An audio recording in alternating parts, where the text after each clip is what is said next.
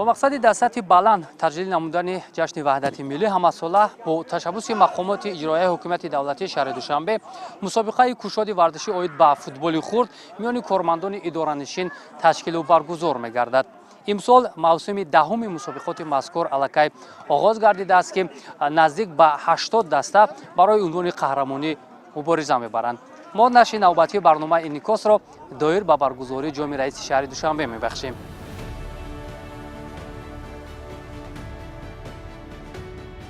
مسابقه مذکور عنعنوی بوده هنوز از سال 2017 با قرار رئیس شهر دوشنبه محترم رستم امامعلی تشکیل و راه اندازی می شود که مرحله به مرحله به یکی از چاره‌بینی‌های مهم و دوست داشته کارمندان اداره‌نشین تبدیل یافته است.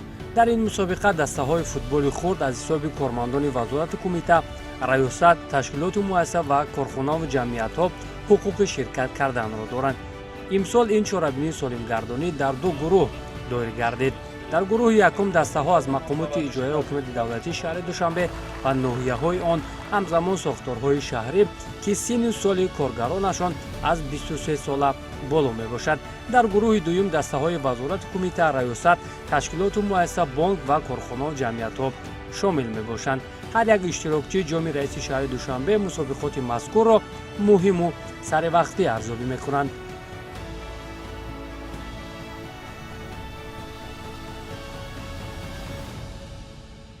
می‌نداری خود را با محترم رئیس شهر دوشنبه رستم امامعلی می‌رسانیم که چنین مسابقه‌ها را تشکیل می‌نمایند که ما کارمندان در چنین مسابقه‌های اشتراک می‌ورزیم و هم رشته دوستی بین کارمندان پیدا می‌کنیم و هم برای سلامتی خودی کارمندان این یک فعل نیک است. دسته خدمات گمرک در بازی جام رئیس شهر دوشنبه دوی ما اشتراک کرده و بر مقامات‌های حفظ حقوق، مقامات‌های داخلی جمهوری فعالانه اشتراک نموده بازی خوب نشان می‌دهد.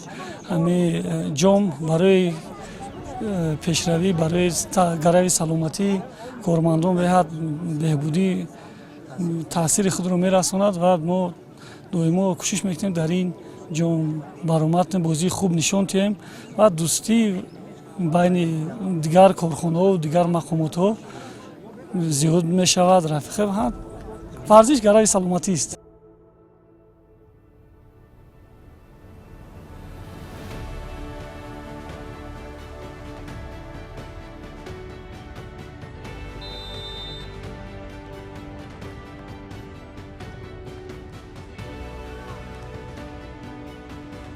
الکی بازی‌های مرحله‌های گروهی به آخر رسیده ایستادند و ما یک روزی سبقت فوتبال بازان را نوارگیری کردیم که حالا منظور شما می‌کنیم.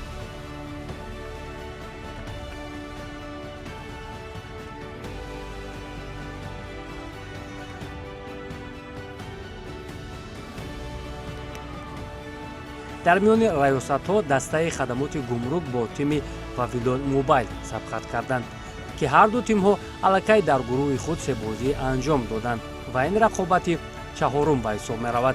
بازیگران پیراهن زرداشته واویلون و سفیدپوش‌ها خدمات گمرک هستند که تیم واویلون یکی از سرجایزه‌ترین تیم فوتبالی در میان کارمندان اداره‌نشین به حساب می‌رود که سبک و اسلوب بازیشان خیلی عالی است، ولی تیم حریف نیز تجربه چنین مسابقه‌ها را دارد.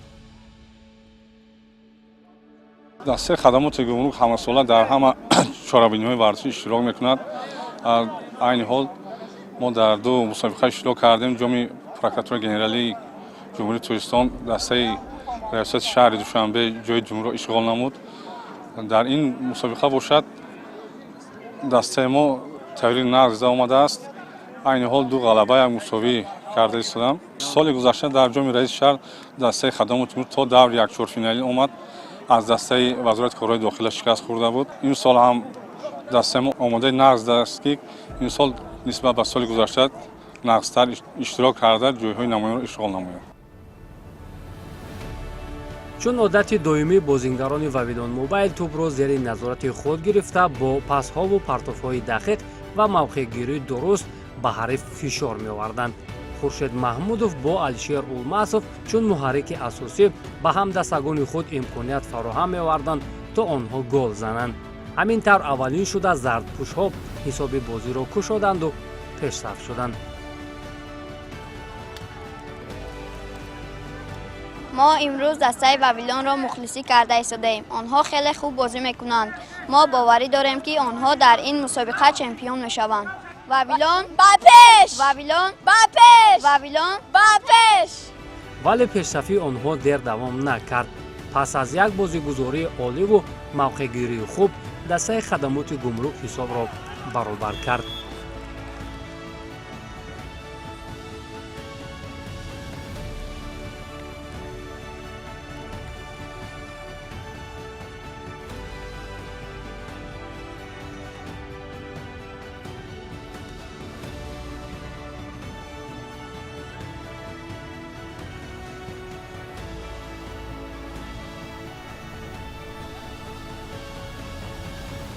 اصلا بازیگران ویلون بر مقابل دلخواه حریف با فشار بلند بازی میکنند و همه وقت در میدان تحت رقم 1 هستند.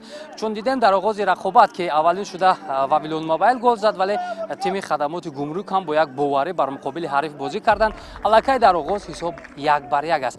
ادامه بازی رو میبینیم که همین گونه بازی زیبا و پرفشار چگونه جریان میگیرد.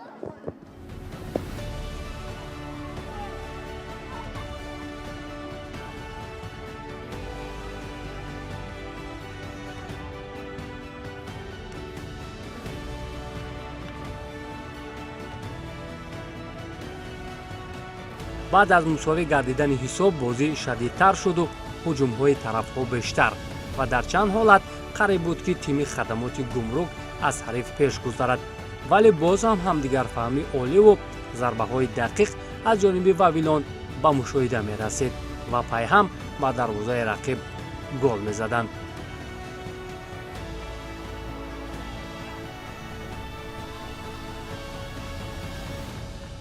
این حال بازی ادامه دارد.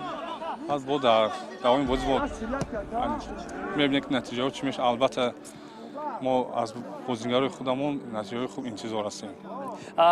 چون دیدیم در اینجا مشاهده دارید، بیشتر در کدام قسمت میدان باید شما بچه‌ها را پرزورتر کنید یا که همون کمبودی را اصلاح کنید؟ چون که معلوم است بازیگران در همه قسمت میدان خوب بازی کرده هستند، فقط امکانات‌های خود را باید استفاده برند. خیلی ما دسته هستیم که یک سال همین یک هفته 3 بار مشق میکنیم، تیاری میبینیم به همین تورنیرو برای همین خیلی بازی میکنیم. ده نه که رقیبمون نقص بازی دارن.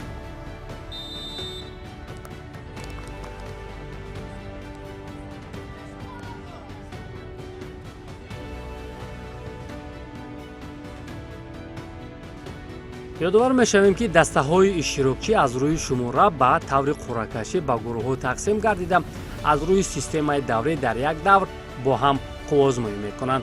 مسابقه از روی قاعده‌های تصدیق نموده فدراسیون بین‌المللی فوتبال برگزار گردیده ایستاده است.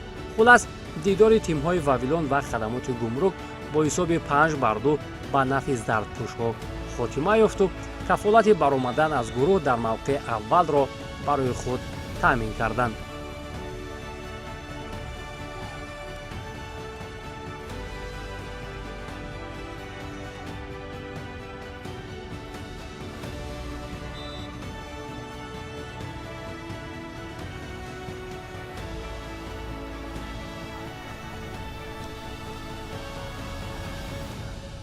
رحمت به همین مسابقه که حکومت شهر تشکیل میکند به همه مخلصان مینداری خودمون را بیان میکنیم و ما 3 بازی گذراندیم، 3 بازی برد کردیم. مقصد یک بازی دیگه موندگی بازی میکنیم در مرحله گروهی و با یک 8 فینال پلی آف میبریم. الکی گفتن ممکن است که شما از گروه برآمدید فکر میکنم. بله 3 برد یعنی که معنای از گروه برآمدن است و حرکت میکنیم که باز با هم دسته و فینال یا جام رو به دست بریم. غالبی چند کرات است تیم ویلون در جام رئیس شهر دوشنبه در خاطر دارید؟ با فکرم که یا 3 کرات یا 4 کرات ما همین جام حکومت شهر رو جام شهرداری را گرفته هستیم.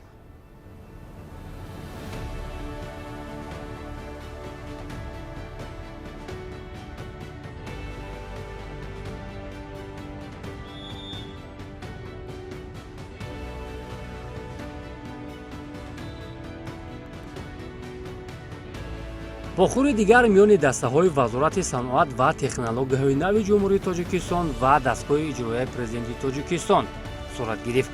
ду тиме ки бозии баробар доштанд ва маълум буд ки ҳайатҳо пурра кормандони иdoранишин ҳастанд. барои ҳарду ин даста бозии мазкур хеле муҳим буд, зеро дар гурӯҳ имтиёзҳои баробар доранд. хулас ҳар талошу кӯшиш ва ҳар голи задаи бозингарон қадаме ба сӯи муваффақиятҳои нав хоҳад буд.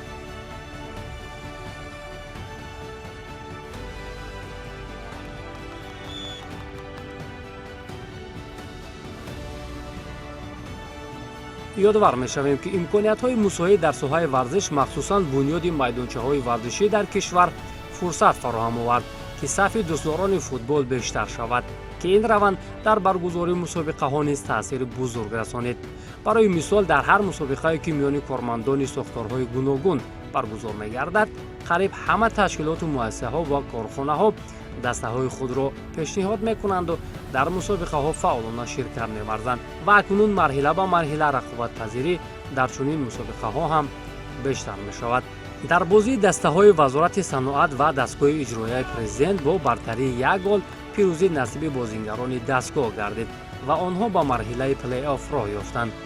аслан ҳадафи аслии чорабиниҳои мазкур амалӣ намудани барномаи рушди футбол дар шаҳри душанбе барои солҳои 2022-2026, тарғибу ташвиқи тарбияи ҷисмонӣ, мустаҳкам намудани робитаи дӯстӣ миёни кормандон ва самаранок истифода бурдани иншооти варзишӣ арзёбӣ мегардад.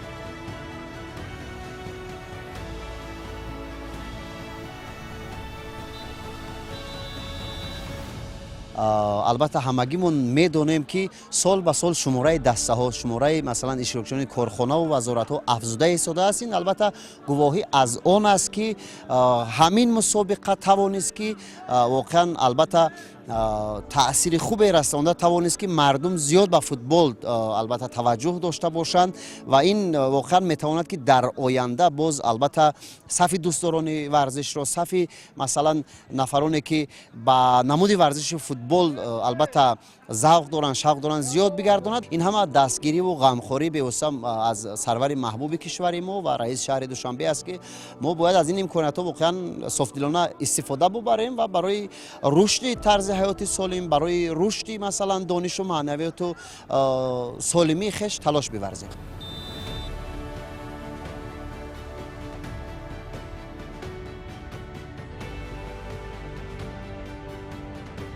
чун ба майдони дигар таваҷҷӯҳ кардем, дастаи хадамоти зидди инҳисорӣ ва сарроёсати иҷрои ҷазои ҷиноятӣ бо ҳам нерӯсанҷӣ мекарданд. аллакай қисми аввали дидор бо ҳисоби 1-1 ба анҷом расида, пайти дуюм шурӯъ гардид. суръати баланду бозигузории ҷолиб ва фаъолияти дарвозабонҳо дар ин дидор бар аъло эҳсос мешуд. ин ҳам дар ҳоле буд ки ҳайати ҳарду тимро ҷавонон ташкил медоданд. аз ҳамин лиҳоз бо нерӯи зиёд ва шавқи беандоза бозӣ мекарданд. ҳарчанд дидори мазкур мусовӣ ҷанбаҳс гардида бошад ҳам, вале пур аз лаҳзаҳои ҷолибу имкониятҳои хуби голзанӣ буд. умуман дар як рӯз аз 6 то 8 бозӣ дар марҳилаи гурӯҳӣ баргузор шуда, беҳтаринҳо рӯи худро ба даврҳои нимбаъда ҳамвор мекунанд. бояд гуфт ки таваҷҷӯҳи бевоситаи раиси шаҳри душанбе муҳтарам Рустами Эмомалӣ дар самти ба варзишу тарбияи ҷисмонӣ ҷалб намудани кормандони сохторҳои гуногун метавонад дар бунёди ҷомеаи солим заминаи мустаҳкам гузошта рушду пешрафти футболро дар мамлакат боз ҳам ҷоноб намояд.